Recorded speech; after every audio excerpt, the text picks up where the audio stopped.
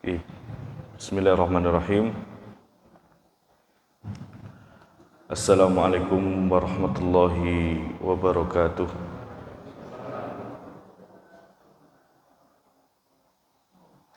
Alhamdulillahi wassalatu wassalamu ala rasulillah wa ala alihi wa ashabihi wa mawalah wa la hawla wa la quwwata illa billah. Amma ba'du. Allahumma anfa'na bima 'allamtana wa 'allimna ma yanfa'una wa zidna ilma. Allahumma inna nas'aluka ilman nafi'an wa rizqan thayyiban mubarakan fi wa amalan mutaqabbala. Allahumma inna nas'aluka ilman nabiyyin wa hifdzal mursalin wa ilhamal malaikatil muqarrabin birahmatika ya arhamar rahimin.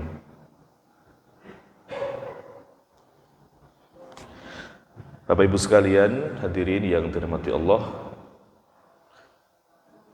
kita akan lanjutkan kajian Sirah Nabawiyah, kajian yang mendalami perjalanan hidup Nabi sallallahu alaihi wasallam, yang mana insyaallah tanggal 5 September insyaallah itu adalah hari Maulid Nabi sallallahu alaihi wasallam, dan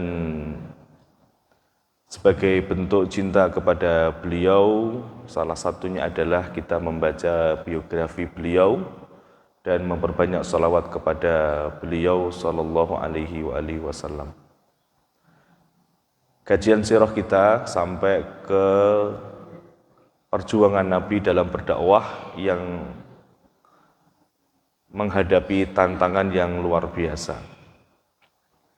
Kemarin kita sudah sampaikan tantangan-tantangan secara eksternal, bagaimana mereka orang-orang kafir Quraisy ini berusaha untuk memadamkan dakwah Nabi sallallahu alaihi wasallam dan para sahabat. Nah, pada pertemuan kali ini untuk melengkapi materi kemarin, saya akan menjelaskan bagaimana gangguan-gangguan itu tidak hanya bersifat eksternal tapi internal Nabi Shallallahu Alaihi Wasallam, supaya Nabi itu mutung, putus asa atau ngambek begitu ya. Jadi banyak nanti akan kita pelajari dan kita jelaskan bagaimana gangguan demi gangguan, ujian demi ujian senantiasa silih berganti menghampiri Nabi Shallallahu Alaihi Wasallam. Nah, di sini satu persoalan yang mereka harus lakukan adalah mereka harus menyerang pribadi Nabi. Jadi seakan-akan gelar kehormatan yang beliau dapatkan ketika masih muda itu sudah tidak dianggap lagi. Dan ini persoalannya hanya karena Nabi menyampaikan tauhid yang benar kepada orang-orang Arab pada saat itu. Sehingga gelar Al-Amin, orang yang terbaik di antara kami, orang yang tidak pernah berkata dusta di antara kami, itu seakan-akan sudah tidak ada. Itu saja dibalikkan oleh mereka itu ya. Itu saja dimentahkan oleh mereka. Padahal secara track record luar biasa, track record Nabi Shallallahu Alaihi Wasallam selama 40 tahun Nabi bermuamalah dengan mereka. Tidak ada pengkhianatan, tidak ada kedustaan, tidak ada kebohongan dan yang lain. Karena Nabi sangat menjaga kejujuran. Nabi itu apa adanya, suka menolong orang, ya, suka mengkafil atau menanggung beban orang lain. Tapi ketika Nabi berdakwah, mendakwakan Islam di masa fase dakwah secara terang-terangan, maka ini yang kemudian mereka lakukan kepada Nabi Muhammad SAW. Ya. Dari keluarga Nabi sampai ke orang-orang di luar keluarga, itu berusaha untuk menjatuhkan kemuliaan Nabi SAW.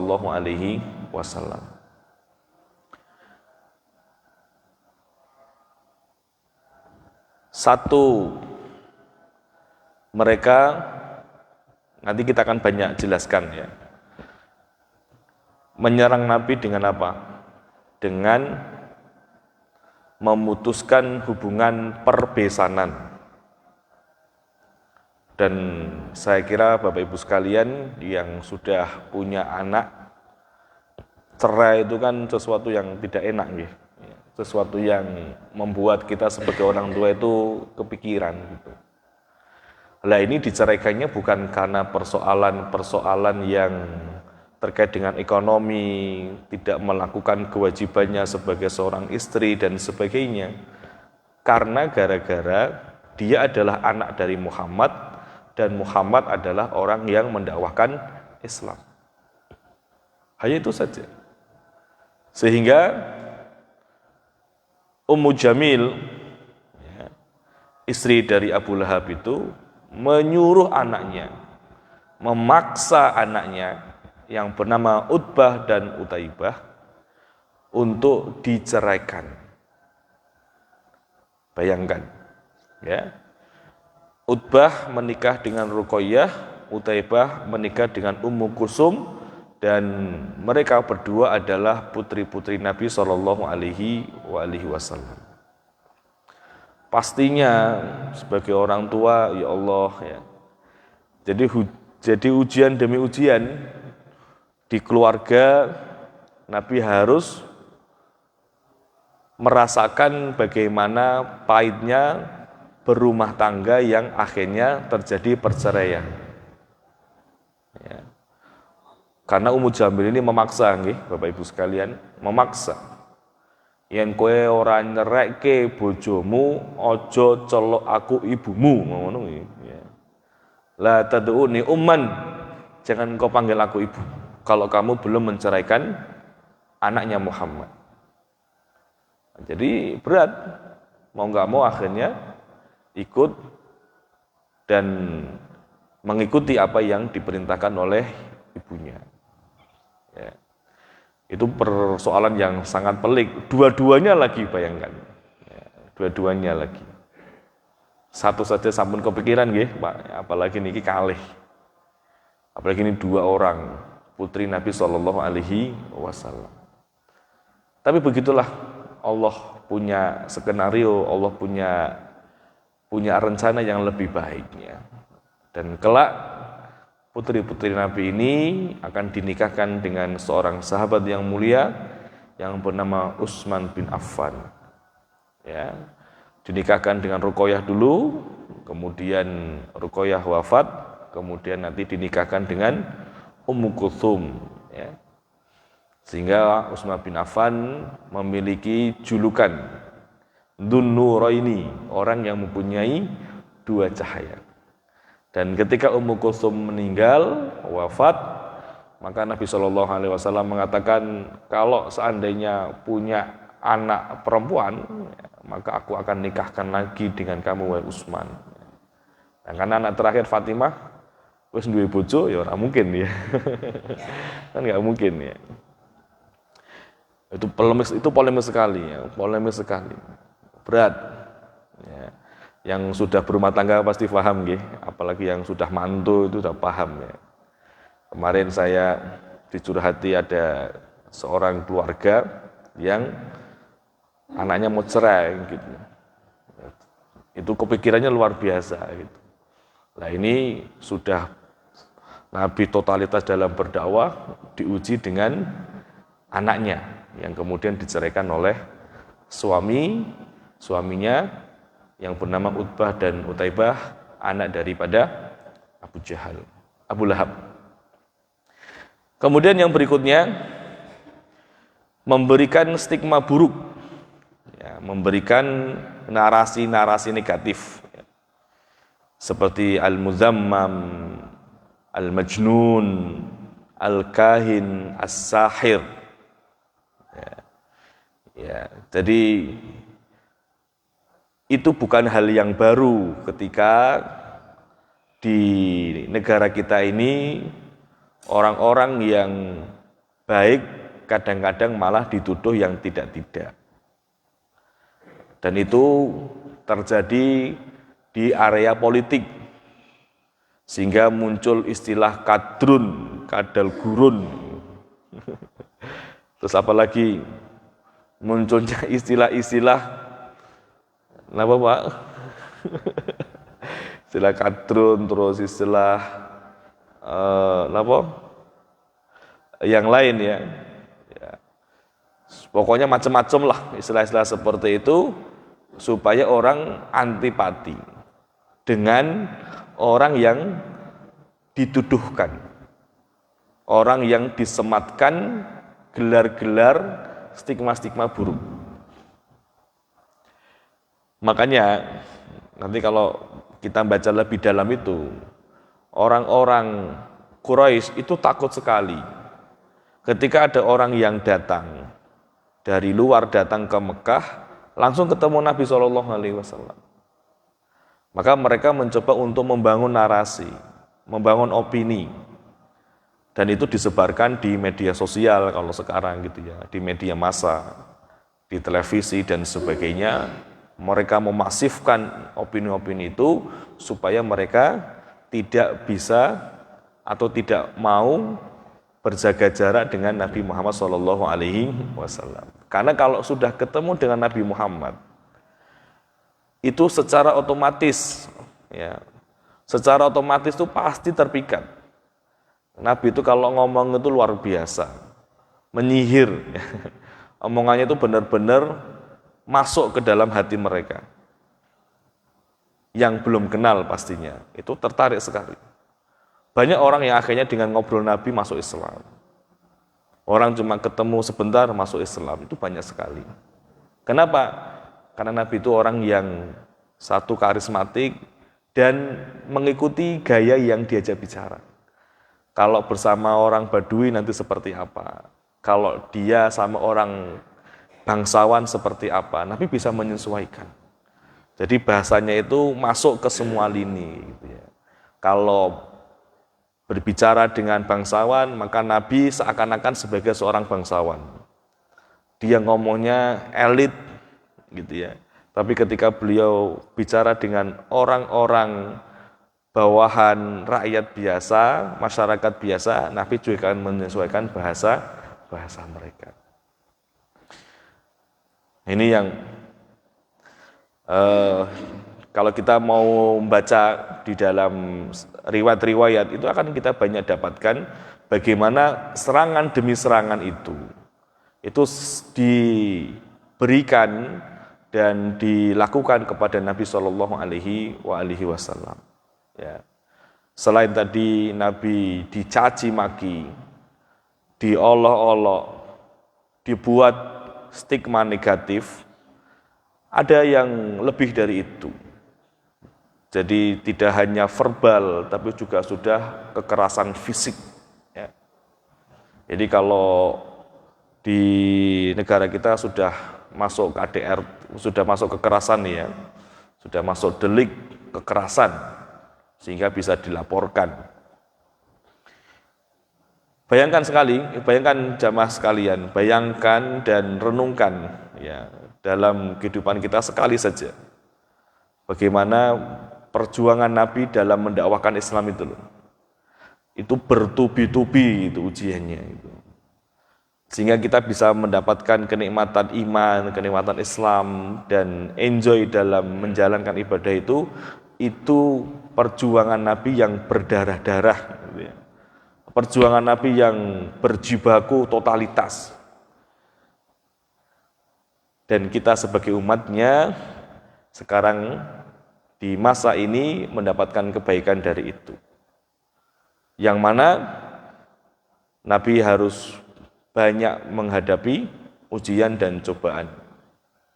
Nabi SAW dipermalukan di depan umum dengan menaruh kotoran di atas punggung Nabi SAW ketika sholat. Itu disebutkan di dalam kitab Sahih Bukhari. Ketika lagi sholat seperti itu, Abu Jahal itu membawa kotoran dan ditaruh di punggung Nabi SAW. Ya. Maka yang membersihkan dari kotoran-kotoran yang ada di pundak Nabi adalah Fatimah saat itu. Ya. Kan ibaratnya ya sebagai seorang pemimpin, sebagai seorang yang dimuliakan oleh orang-orang yang menjadi pengikutnya, maka yang seperti itu kan kalau bahasa kita kan harga dirinya jatuh gitu. Ya, dikuyo-kuyo gitu nggih berarti ya, dikuyo-kuyo. Diintimidasi ya. Kemudian Nabi SAW pernah dicekik dengan kain ketika sholat. Ya. Dipukuli hingga pingsan, dilempari batu ketika pas di Taif, itu sampai pingsan bersama anak angkatnya Zaid bin Harithah. Itu disebutkan dalam kitab Musnad Al-Bazzar, juga disebutkan dalam kitab Sahih Bukhari.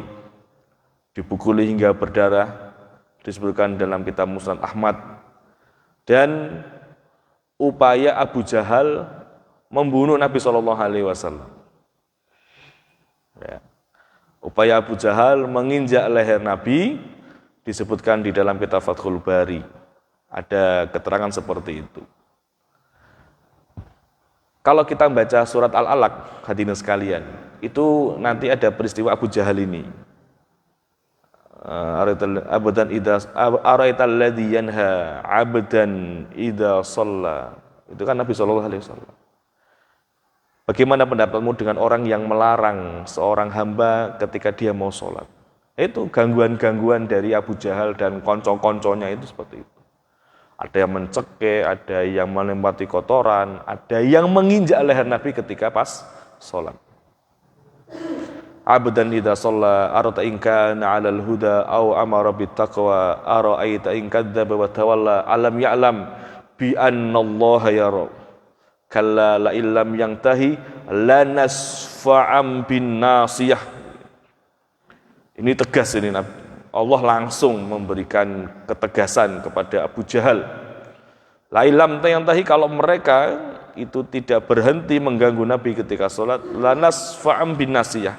Kami akan ambil, kami akan siksa mereka, ya, kami akan ikat ubun-ubun mereka. Nasiyatin kadzibatin khati'ah falyad'u nadiyah sanaduz zabaniyah. Jadi peristiwa itu nanti disebutkan di dalam beberapa tafsir ketika Rasulullah SAW sedang sholat ingin diinjak lehernya itu, tiba-tiba Abu Jahal ini melihat sosok yang sangat besar di samping Nabi SAW sing pengin mentung Abu Jahal. Ya. Itu gara-gara wis keterlaluan, lempari kotoran, dicekik dan sebagainya. Abu Jahal kan semakin menjadi-jadi gitu loh. Kok orang mandeg iki Muhammad ini, bisa sholat wae. Nah, dia punya keinginan, kok tak pateni wae pas sholat. Sudah dia seperti itu, nah ketika dia ingin mendekati Nabi SAW, disebutkan dalam surah Al-Alaq itu, maka Allah kemudian panggil malaikat Zabaniyah. Lailam yang tahi lanasfa'am bin nasiyah nasiyatin kadzibatin khatiyah falyad'u nadiyah sanaduz Zabaniyah. Akhirnya apa? Ketika Nabi SAW pas sujud seperti itu, Abu Jahal ingin melancarkan aksinya, ingin mengeksekusi Nabi saat itu, maka Allah Subhanahu wa taala memerintahkan Az-Zabaniyah untuk mendampingi Nabi SAW dan Az-Zabaniyah itu berwujud dengan wujuh yang sangat buruk. Disebutkan ada yang seperti kepala onta yang ingin memakan Abu Jahal. Ada yang dengan badan yang besar yang membawa pukul, kalau kamu maju tak pentung. Gitu ya. Maka Abu Jahal nggak mau maju lagi, nggak berani karena sudah dipelototi sama malaikat Az-Zabaniyah. Akhirnya pelencing, ya, melayu gitu ya. Lha piye jarine meh mateni kowe? Wah piye ning kono anak sosok yang besar di samping Muhammad. Saya kalau maju iso dipentung aku malahan kayak gitu. Aku iso dibrakot iki gitu. Kan dia sudah ini Pak, sudah umuk gitu ya. Sudah apa ibaratnya? Sudah ngomong-ngomong lah. Ya, engkau tak pateni Muhammad. Tak bunuh saja. Jadi dia sudah keluar-keluar. Nah, ketika kemudian dia lari ngenjerit gitu ya, dia lari seperti itu, orang-orang pada mempertanyakan, lendi jari ini pengen selesaikan Muhammad kui. Maka, piye menyelesaikan piye? Sampainya Muhammad ada sosok yang sangat besar, melindungi dia. Aku maju bisa mati aku. Itu Pak. Itu Nabi SAW. Ya. Ini luar biasa. Nah, apa poinnya yang ingin saya sampaikan, hadirin sekalian? Inilah harga yang harus dibayar Nabi dalam berdakwah. Ketika di awal-awal beliau mendakwahkan Islam. Ya. Maka kalau kita bandingkan dengan orang sekarang, ya Allah, penak men gitu loh. Ya. Saiki antar ustadz rebutan jamaah, Masya Allah. Rebutan amplop, innalillah. Saling menjatuhkan satu di antara yang lain. Sing dihadapi bukan orang kafir, yang dihadapi itu orang muslim sendiri, bayangkan. Ini kan kacau sekali, secara fikih dakwahnya kacau sekali. Gitu ya. Secara fikih dakwahnya kacau sekali. Saya suka filosofinya Kiai Gontor ya. Kiai Sahal, bahwa kita itu kalau ngajar, berapapun muridnya harus diajar. Mau 1, mau 2, mau 100, ya tetap harus kita ngajar. Kalau nggak ada murid, nulis, muridnya lebih luas. Artinya dakwah itu tidak harus ngajar itu. Dakwah itu bisa dengan cara yang lain.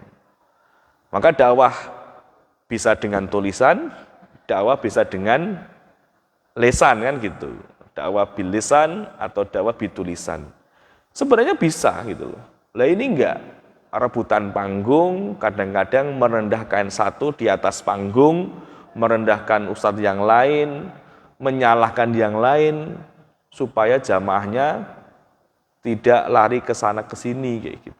Padahal kalau namanya ngaji itu insya Allah apik kayak gitulah. Ya gitu ya. Insya Allah ada kebaikannya di situ. Itu ngeri sekali kalau sekarang. Kalau kita baca sirah, ya Allah izin karo Nabi gitu loh. Nabi berdarah-darah, berjuang untuk menegakkan Islam. Lah kita rebutan dunia, rebutan sesuatu yang sangat-sangat hina gitu loh. Jamaah, amplop dan yang lain. Nah, ini piye kok dakwah kok koyo ngono gitu loh. Dilempar wae Papua gitu ya. Lempar wae ning Ambon, daerah-daerah konflik gitu ya, supaya tahu semangat. Ya, supaya dia tahu rasanya dakwah kayak Nabi itu seperti apa gitu loh. Makanya ada Ustadz Sabun, Ustadz Fadlan Gharomatan. Beliau dakwah masuk ke suku-suku pedalaman. Yang mana beliau beberapa kali harus dipanah oleh kepala sukunya. Ya seperti itu, dakwah itu seperti itu, perjuangan. Ya, dakwah sidik-sidik wis hasad, sudah iri dan yang lain. Ini gimana ya seperti ini? Makanya itu hadirin sekalian, saya ingin mengingatkan ya bahwa dalam kita itu menyampaikan kebenaran dan kebaikan, itu kita harus melihat, kita ini bukan siapa-siapa. Kita bukan nabi, kita bukan ulama, Jadi kalau seandainya yang nerima kita itu mau nerima, ya alhamdulillah. Nggak nerima juga nggak apa-apa juga. Kita itu tidak bisa memaksa. Innama anta mudzakkir lasta alaihim bimusaitir. Nah, ini kalau kita melihat hadis ini disebutkan dalam kitab Bukhari Muslim, ya. Uridut alayyal umam faja'ala yamurun nabi wa mahu rajul. Ya, diperlihatkan kepadaku amalan umat-umat terdahulu. Ya. Jadi Nabi SAW itu bercerita kepada Abdullah bin Abbas bahwa ditampakkan kepadaku umat-umat terdahulu. Ternyata ada seorang nabi itu pengikutnya cuma satu tok, Pak. Seorang nabi yang jadi pengikutnya cuma satu orang saja. Wan nabiyyu wa mau rajulan, ada nabi yang pengikutnya hanya 2 orang saja. Wan nabiyyu wa mahurrahtu, dan ada yang punya 3 sampai 9. Rohot itu bilangan antara 3 sampai 9, lumayan lah. Tapi wan nabiyyu laisa ma'ahu ahad, ada nabi itu yang enggak ada pengikutnya. Gitu loh. Artinya ketika kita dakwah itu ya dakwah saja gitu loh. Jangan sampai dakwah itu dibumbui dengan anarkis, dengan rasis, yang akhirnya seakan-akan umat Islam itu saling berbenturan satu di antara yang lainnya. Ini saya kritik tajam memang persoalan fenomena dakwah di masyarakat. Ya. Wah, ini pengajian apa-apa dibubarke, itu loh, ini piye to iki? Ya.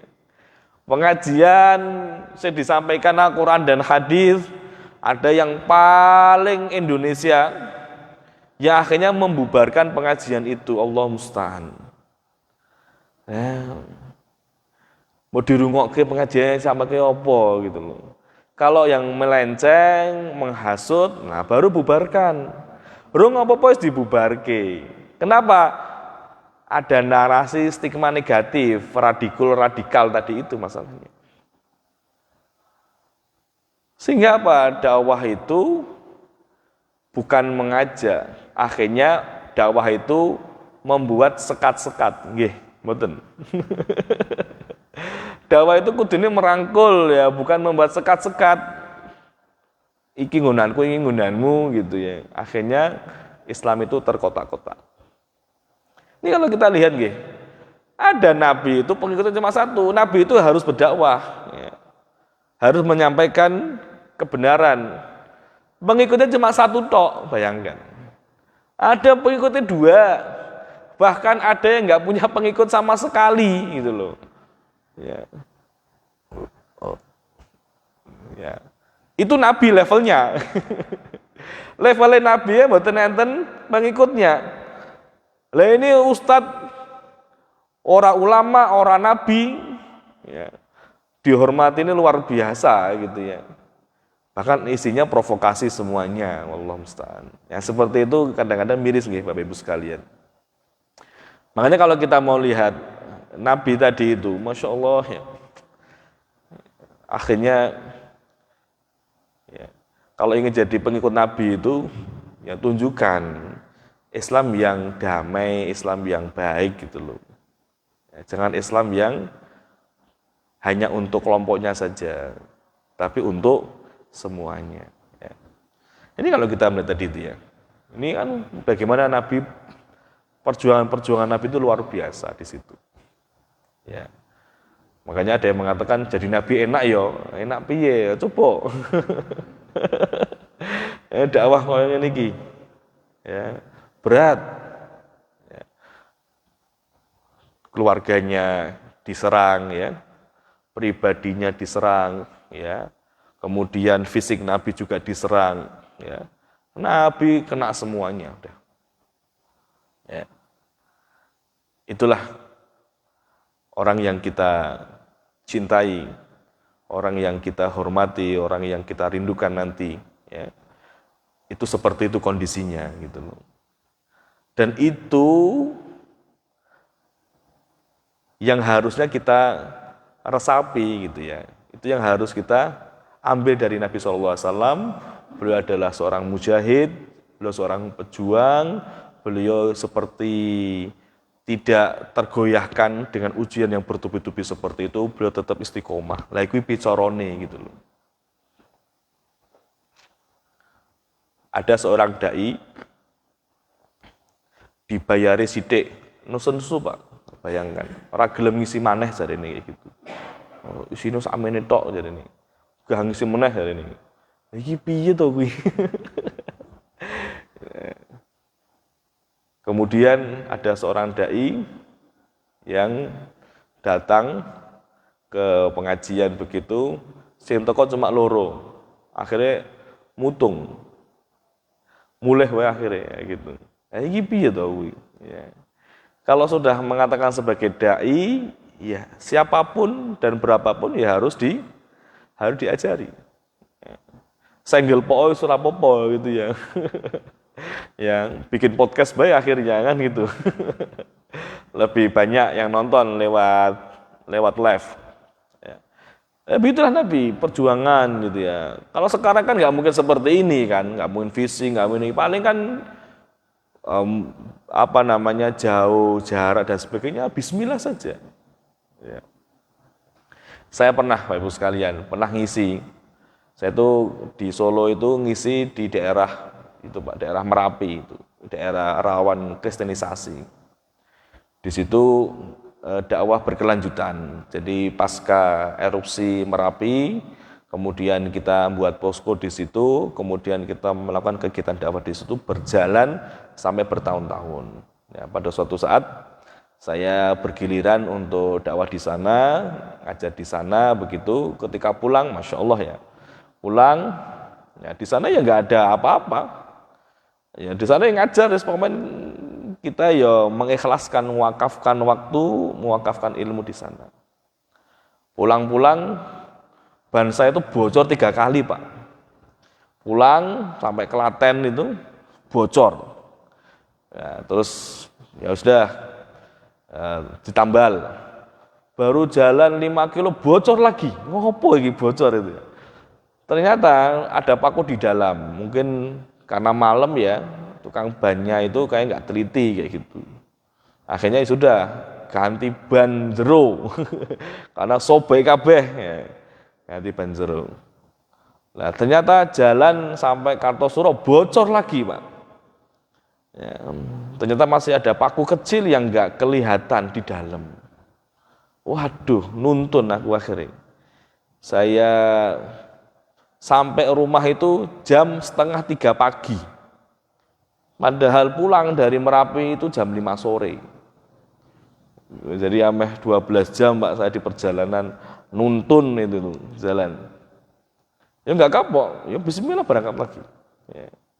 Ya kami dididik atau dilatih untuk menjadi seorang pejuang ya. Jadi ketika ada panggilan-panggilan seperti itu, ya bismillah saja. Ya, ini kisah-kisah yang pernah saya alami ya. Ini masih belum seberapa dengan kisah-kisah yang dai-dai pedalaman. Teman-teman saya itu luar biasa. Ya, teman-teman saya di Dewan Dakwah, karena saya alumni Dewan Dakwah S1-nya, itu kan ada kewajiban penugasan di pedalaman. Jadi sebelum diserahkan ijazah S1 itu harus penugasan di pedalaman, Pak. Saya dikirim di pulau dekat sama Singapura malahan. Ya. Pulau ini namanya Pulau Terong, ya, Pulau Terong. Nah, teman saya itu melalui perjalanan udara, perjalanan laut, perjalanan darat. Itu sampai di sana ya dengan 3 perjalanan tadi, pesawat terbang, terus nanti naik motor, kemudian nanti naik perahu, motor lagi, ya, perahu lagi, motor lagi, ya. Sampai jauh sekali, sampai pedalaman sekali, nggak ada listrik. Ya, listriknya cuma pakai genset seperti itu, belum ada PLN masuk. Itu dakwah di sana, kawan-kawan di sana. Ada teman saya itu daerah mana begitu. Kebetulan biasa nanti dari kampus itu biasanya nanti monitoring ya, di random biasanya di mana yang mau dikunjungi. Kebetulan di tempat teman saya. Nah, di sana itu kebetulan pas lagi musim paceklik lah, sehingga nggak ada yang bisa dimakan, Pak, kecuali daun-daun saja, daun-daun ya gitu. Lah, sebagai pengutus nggak tega lihat anak asuhnya kok ditelantarkan seperti itu. Udahlah, sekarang kamu beres-beres, kita pindahkan saja. Masih banyak lahan dakwah yang membutuhkan. Kemudian kata teman saya ini, jangan Ustaz, saya jangan dipindah, saya nggak mau dipindah, saya tetap di sini saja. Loh, enggak, kamu pindah aja, kasihan di sini. Enggak Ustaz, saya di sini, saya pengen di sini saja. Loh, kenapa? Kata teman saya ini luar biasa ya, karena memang sudah terlatih ya. Ustaz, saya tuh di sini itu justru malah semakin dekat dengan Allah malahan. Saya tuh bisa sholat nangis, saya bisa doa nangis. Saya tuh seakan saya di sini tuh kayak merasa lebih dekat dengan Allah malahan. Gitu. Dan itu saya nggak mau hilangkan. Biarkan saya di sini dengan kondisi seperti ini, saya siap menerima apapun juga. Wah, luar biasa. Jawaban dari seorang yang tidak putus asa, gitu ya. Karena materi-materi sirah nabawiyah itu kita dapatkan di kampus itu, bagaimana perjuangan Nabi SAW, sehingga orang pantes lah ngeluh-ngeluh gitu, kayak orang pantes gitu ya, ngomong dan sebagainya orang pantes ya. Itu yang kita dapatkan di kampus dulu seperti itu ya.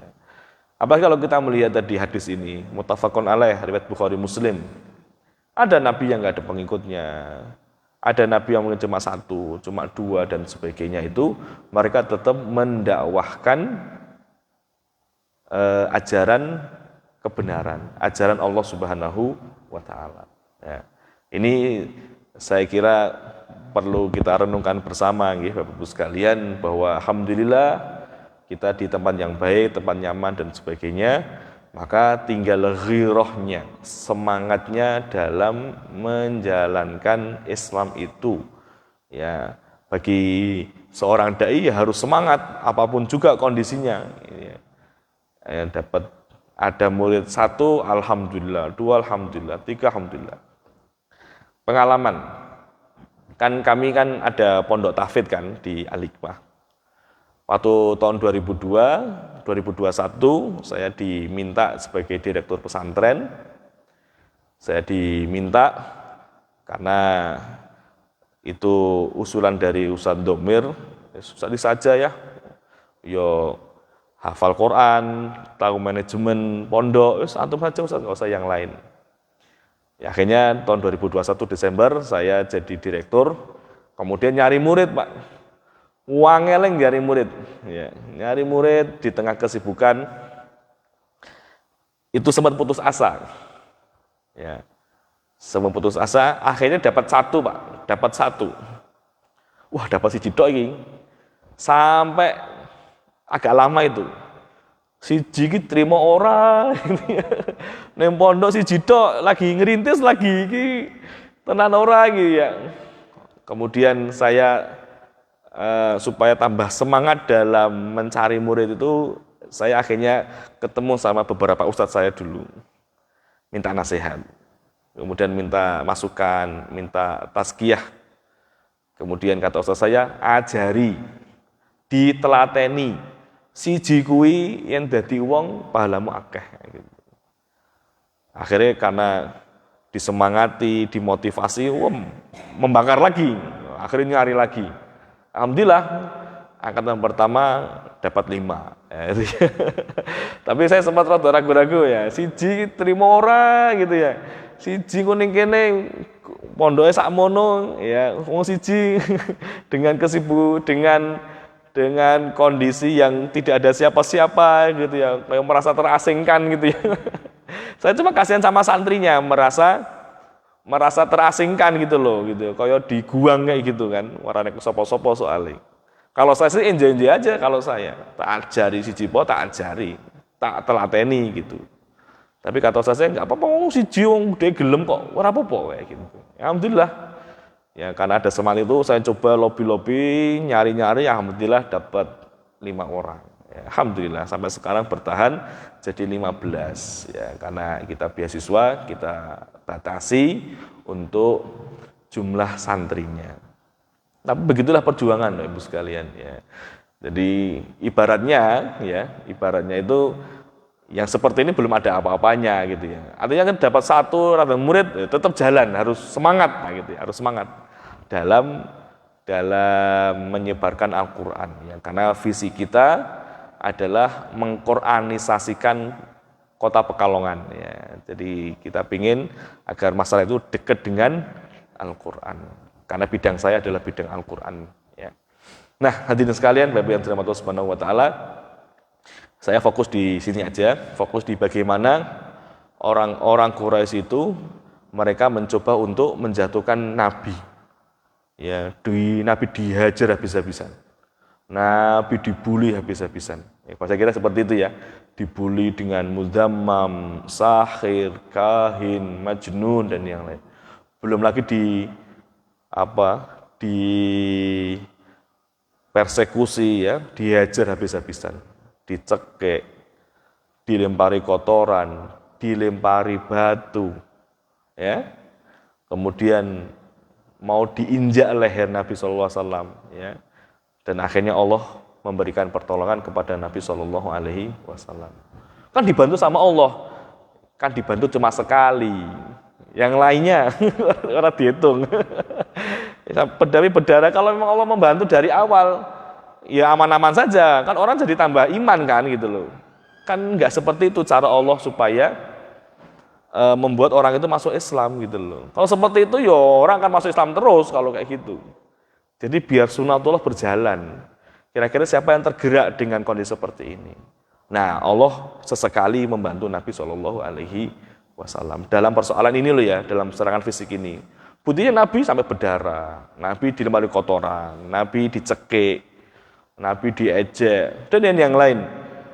Ya, ketika sudah kelewat batas, baru kemudian Allah menurunkan sedikit bantuannya kepada Nabi Shallallahu Alaihi Wasallam. Salat uzzabaniyah kalla la tutihuwas judwaq jarib. Itu ayat yang menjelaskan tentang peristiwa Abu Jahal yang ingin menginjak kepala Nabi Shallallahu Alaihi Wasallam. Ya. Saya kira itu hadirin sekalian Bapak yang dirahmati Allah Subhanahu Wa Taala sebagai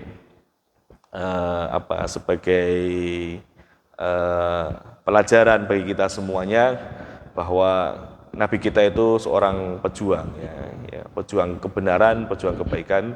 Kita dengan porsi kita masing-masing, dengan level kita masing-masing, dengan proporsional kita masing-masing ya, karena semua yang kita lakukan untuk Islam itu insya Allah akan mendatangkan pahala, mendatangkan kebaikan dari Allah Subhanahu wa Ta'ala. Dan harapannya dengan kita berjuang seperti itu kita bisa bersama Nabi Shallallahu Alaihi Wasallam. Itu yang kita rindukan, yang kita inginkan, bisa duduk bareng kalih Nabi Shallallahu Alaihi Wasallam, bisa ketemu langsung bertatap muka dengan orang yang sangat kita cintai, orang yang sangat kita rindukan, yaitu Nabi kita Muhammad Shallallahu Alaihi Wasallam. Saya kira itu yang bisa kami sampaikan hadirin sekalian, yang dirahmati Subhanahu Wa Taala. Semoga ada manfaatnya, semoga menambah iman kita dan cinta kita kepada Nabi Shallallahu Alaihi Wasallam. Kita akhiri dengan doa kafaratul majelis. Subhanakallah bihamdika asyhadu an la ilaha illa anta astaghfiruka wa atubu ilaik. Akhirul kalam. Assalamualaikum warahmatullahi wabarakatuh.